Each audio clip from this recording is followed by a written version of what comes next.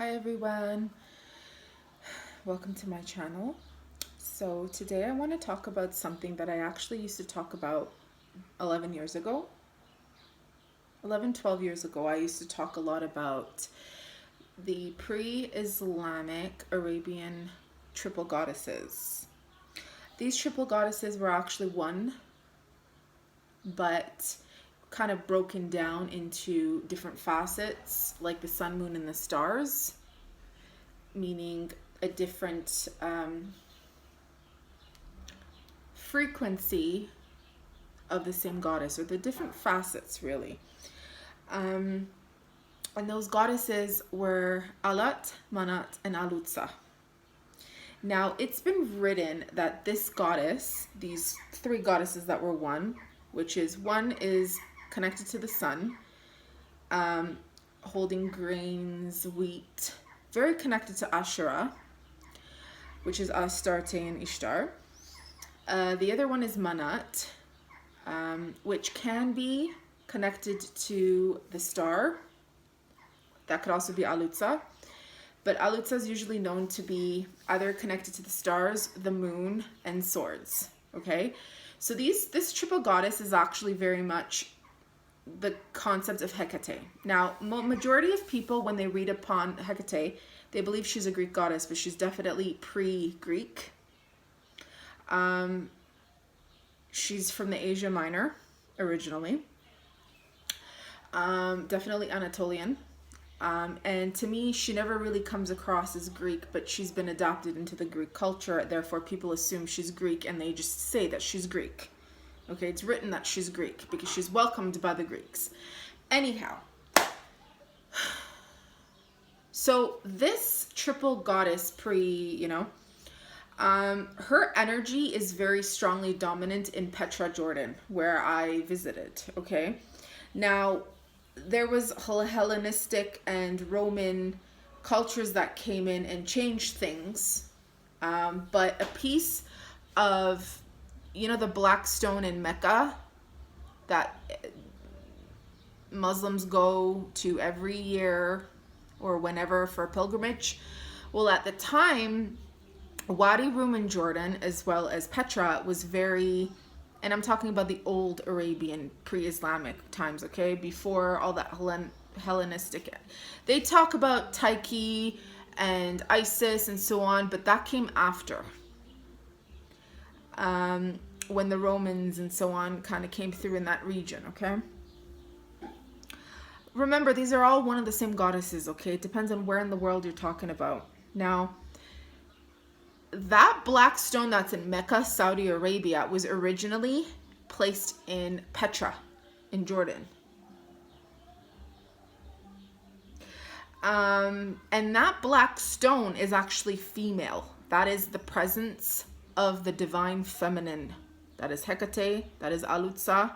Do you understand? Educated, aware Muslims know that. Now, again, like I said, depending on who you believe, some claim that Al-Uzza, Manat, and the sisters and Al-lat were the wives of Allah and the daughters of Allah. So as you know, Allah is considered to be God, okay? But at that time, God was female. So obviously, now it's been said, apparently, depending on what you believe and don't believe based off what's written, early Muslims like Muhammad, he actually went to pay his respects, apparently, to those goddesses, because at that time their statues were everywhere, right? But it was ordered for their statues and to be cut down and broken down. So me personally, it's interesting because when I went to Jordan, I felt the beautiful hidden veiled energies in Wadi Rum and Petra. And it's interesting because one of the women that I was there, this Russian Armenian woman who was taking photos of me when I was going up the mountains in Petra, she's like, whoa, Talat, like, you're a goddess. She's like, it's like you came out of the stones from this region and you're the living being of that. And I was looking at her, I'm like, you know. So it's interesting how, you know, the tour guides, they don't really bring up those terms. They don't say Al-lat, well, at least our, you know, the person that was there. They just kind of say, you know, the goddess of Petra is Medusa, but that is not originally, no. So about 11 years ago, there was a Muslim guy named Muhammad that I met. He was Lebanese, from Lebanon. We were having this conversation because he was talking to me saying, oh, you know, you're a Reiki master. I'm fully aware of this energy stuff. He's like, I used to be possessed. Literally, he came out and told me this. And my aunt, she brought out the Quran and she started reading these Arabic, you know, prayers, and I felt like something left my body. And he goes, I understand you're not doing that, but the energies, I understand how you work to like lift off stagnant energy and so on and so forth. So he's like, I believe that these things exist.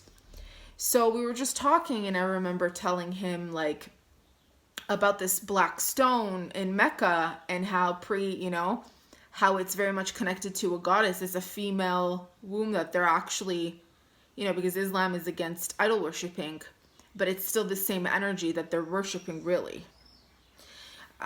So he fully admitted. He's like, yes, it's very factual. It is very true. Most Muslims will never admit this, but it is a female entity. So that energy still very much exists in Jordan and very much in the world, all over the world. So the goddess itself hasn't died. She's just kind of been veiled still.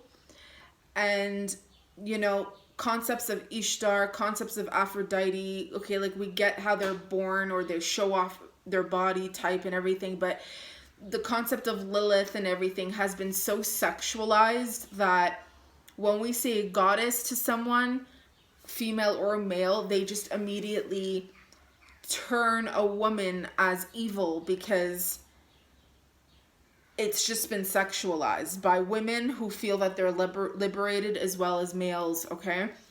Hence why, from what I pick up, I think it's personally important that I'm not telling you to veil yourself literally physically in order to feel powerful, but sometimes, depending on the circumstances, true power is really veiled in a sense where you don't go, you know, gallivanting all over the place and commanding that you're powerful, almighty to everyone. It's usually felt, if that makes any sense. So why am I even making this video? I think I just want to get the energy and the presence really passed on and felt that the entire world, including Armenians, you know, we all were really connected to the same gods and goddesses, but it's just every country, every region of the world had their own version and their story of that deity. You know what I'm saying? And it depends on which era or which decade or which century, so on and so forth. But we've all kept somewhat preserved information and stories. A lot of it has been twisted, but I just wanted to get out that vibe and that message of Al-lat, Manat, and Al-Uzza. So I just want to keep this video short, and I guess I'm just really closing off a 10-11 year cycle of something that maybe was done and completed back then, and I just want to make sure that all is cleared out, especially with this whole Saturn going retrograde. So in this next several months, that's going to be until probably, you know,